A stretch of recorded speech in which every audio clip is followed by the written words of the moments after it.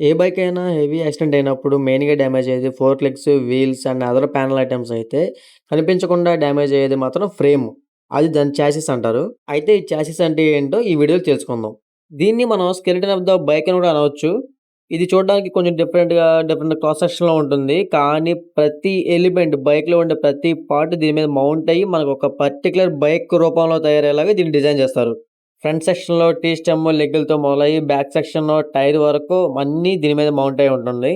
ఒకవేళ ఇది గనక డ్యామేజ్ అయితే బండి యొక్క డైమెన్షన్స్ కంప్లీట్‌గా మారిపోయి అన్‌కంఫర్టబుల్ అండ్ అన్‌కంట్రోలబుల్ డ్రైవింగ్ అనేది బండిలో జరుగుతూ ఉంటుంది.